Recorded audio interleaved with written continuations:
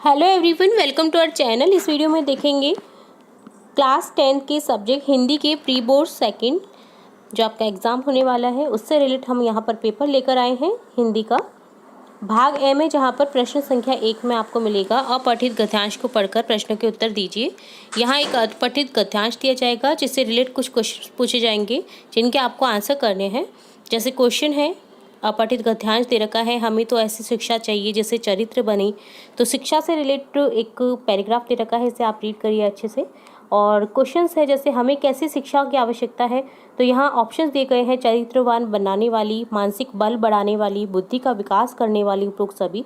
तो यहाँ आंसर हो जाएगा आपका करेक्ट उपरोक्त सभी। जब आप इस पैराग्राफ को पढ़ेंगे तो आपको आंसर तुरंत से क्लिक मिल जाएगा। इसी तरह से सेकंड क्वेश्चन है, सभी प्रकार की शिक्षा का उद्देश्य क्या होना चाहिए, तो यहाँ आंसर हो जाएगा आपका ऑप्शन द मनुष्य का निर्माण।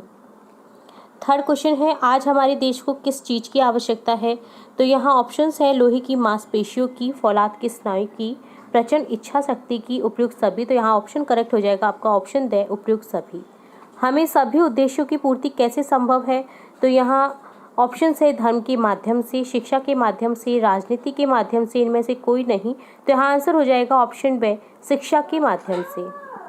फिफ्थ क्वेश्चन है, उपयुक्त गद्यांश का उचित शीर्षक लिखिए। यहाँ जो गद्यांश दे रखा है इसका शीर्षक क्या होना चाहिए, आज का धर्म, आज का मानव, मनुष्य का चरित्र या आज की शिक्षा।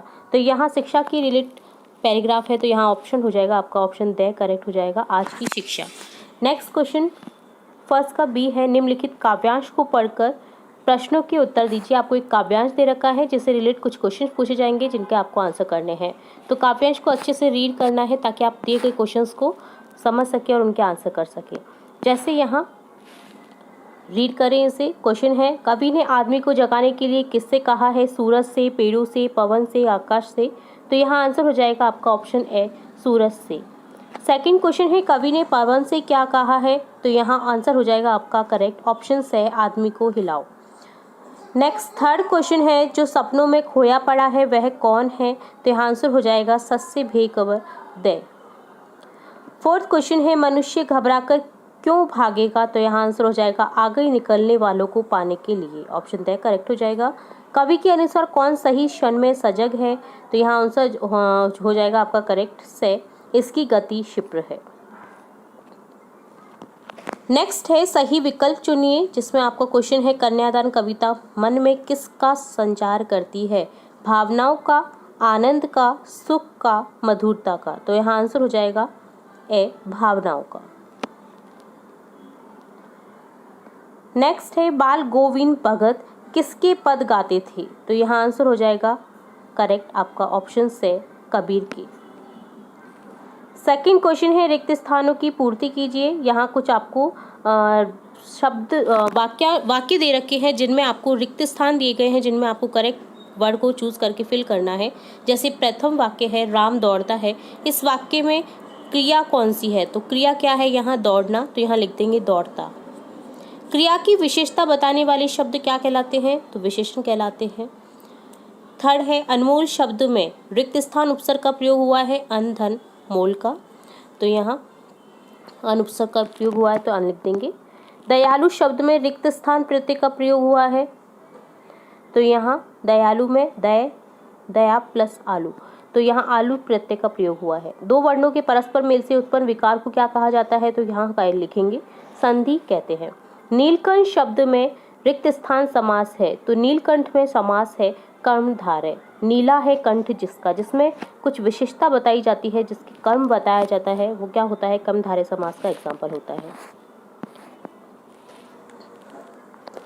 कंठ की विशेषता है कि वह नीला है, तो यहाँ कर्मधारय समास हो जाएगा। प्रश्न संख्या 3 है, निम्नलिखित अति लघुत्रात्मक प्रश्नों के उत्तर दीजिए। आपको कुछ क्वेश्चन पूछे गए हैं जिसमें आपको अति लघुत्रात्मक प्रश्न है जिनके आपको आंसर करने हैं। पहला है, आपे से बाहर होना, मुहावरे का अर्थ लिखिए। तो यहाँ लिखेंगे इतना अधिक क्रोधित होना कि आपे से बाहर हो जाए। सेकंड है, उद्धव को बड़भागी किसने बताया, तो आंसर लिखेंगे गोपियों ने। थर्ड क्वेश्चन है, लक्ष्मण जी के अनुसार क्षत्रिय किस पर हाथ नहीं उठाते हैं, तो यहाँ आंसर लिखेंगे ब्राह्मण पर। फोर्थ क्वेश्चन है, जयशंकर प्रसाद के उपन्यास कौन कौन से हैं, तो यहाँ लिखेंगे कानन कुसुम, महाराणा का महत्व, झरना। 5th क्वेश्चन है छाया मत छूना कविता के रचनाकार कौन है? तो यहाँ लिखेंगे आंसर गिरिजा कुमार माथुर। तो आप देख रहे होंगे ज़्यादातर क्वेश्चन आपके पिछले जो गृह कार्य हमने किए हैं उनसे ही रिलेट है। अगर आपने केयरफुली रीड किए हैं सभी गृह कार्य को तो आपको तुरंत से क्लिक हो रहे होंगे सारे क्वेश्चंस। तो अगर आपने कोई भी कारणवश किसी भी कारणवश कोई भी वीडियो मिस कर दिया है गृह कार्य का तो तुरंत से हमारी प्लेलिस्ट से जाकर के इन वीडियोज़ को चेकआउट कर सकते हैं। देन इस पेपर को करेंगे तो आपको तुरंत से क्लिक हो जाएंगे सभी आंसर्स। तो पेपर में जाने से पहले आपको सभी गृह कार्य और जो भी रिलेट आपकी जो कक्षा से रिलेट जो भी इम्पोर्टेंट वीडियोस अपलोड किए गए हैं तो वो ज़रूर देखें ताकि आपके जो मार्क्स हैं वो आपको अच्छे से अच्छे मिले। नेक्स्ट है कन्यादान कविता में माँ के लिए अंतिम पूंजी कौन थी? तो यहाँ लिखेंगे उसकी अपनी बेटी। 7th क्वेश्चन है हालदार साहब का स्वभाव कैसा था? तो आंसर लिखेंगे उनका स्वभाव भावुक व संवेदनशील था। 8th क्वेश्चन है लखनवी अंदाज कहानी किस शैली में लिखी गई है? यहाँ लिखेंगे व्यंग्यात्मक शैली में। नेक्स्ट क्वेश्चन है 1 इंच मुस्कान उपन्यास मनु भंडारी ने किसके साथ मिलकर लिखा? तो लिखेंगे उनके पति राजेंद्र यादव के साथ। नेक्स्ट क्वेश्चन है नौबत खाने में इबादत पाठ में शास्त्रों में काशी को किस नाम से जाना जाता है? तो लिखेंगे आनंद कानन। नेक्स्ट क्वेश्चन है माता का आंचल पाठ किस उपन्यास से संकलित अंश है? तो यहाँ लिखेंगे देहाती दुनिया नामक उपन्यास। नेक्स्ट क्वेश्चन लिखेंगे जॉर्ज पंचम की नाक पाठ में किस पर व्यंग्य किया गया है? तो आंसर लिखेंगे देश की बदहाल स्थितियों पर करारा व्यंग्य किया गया है। नेक्स्ट आपका भाग ब है जहाँ पर आपको उत्तर सीमा जो उत्तर दे रहे हैं वो आपको 40 शब्द से कम दे रहे हैं। तो यहाँ क्वेश्चन 4th है आपका जयशंकर प्रसाद के जीवन व कृतित्व पर प्रकाश डालिए। नेक्स्ट क्वेश्चन 5th है रागवृष बेनीपुरी के जीवन व कृतित्व पर प्रकाश डालिए। तो यहाँ आपको जो इन क्वेश्चंस के आंसर है जो आपके गृह कार्य से रिलेटेड वीडियो हैं आप उनमें जाकर के इन वीडियोस जो इन क्वेश्चंस हैं इनके आंसर वहाँ पर चेकआउट कर सकते हैं। और इससे रिलेट हम जो आंसर्स है जल्दी ही आपके चैनल जो हमारा चैनल है उस पर उपलब्ध कराएंगे। 6th क्वेश्चन है बच्चे की दंतुरित मुस्कान का कवि के मन पर क्या प्रभाव पड़ता है? इसी तरह से 7th प्रश्न है आपका मृग तृष्णा किसे कहते हैं? छाया मत छूना कविता में इसका प्रयोग किस अर्थ में हुआ है? नेक्स्ट क्वेश्चन है सेनानी न होते हुए भी चश्मे वाले को लोग कैप्टन क्यों कहते थे? नेक्स्ट क्वेश्चन 9 है उज्ज्वल गाथा कैसे गाऊं मधुर चांदनी रातों की कथन के माध्यम से कवि क्या कहना चाहता है? 10th क्वेश्चन है लक्ष्मण ने वीर योद्धा की क्या विशेषता बताई है? तो जो आंसर्स हैं आपको ये पिछले जो वीडियोस हैं आपके गृह कार्य से रिलेटेड उनमें ही मिलने वाले हैं। मैं बार बार इसलिए कह रही हूँ क्योंकि उससे ही रिलेट आपके क्वेश्चंस आपको अपने एग्जाम में देखने को मिलेंगे। चाहे वो कोई भी जिला हो जो गृह कार्य आए हैं उनसे बाहर नहीं आएगा आपका 90 to 95% जो आपके क्वेश्चंस रहेंगे वो उन्हीं से आएंगे। तो अगर आपने नहीं देखे हैं अभी तक भी तो आप वहाँ पर जो हमारी चैनल की प्लेलिस्ट है वहाँ पर जाकर के इन वीडियोज़ को चेकआउट कर सकते हैं। नेक्स्ट क्वेश्चन है लक्ष्मण ने वीर योद्धा की क्या विशेषता बताई है? ठीक है। 11th क्वेश्चन रहेगा आपका उद्धव द्वारा दिए गए योग के संदेश ने गोपियों की वीर हाग्नि में घी का काम कैसे किया?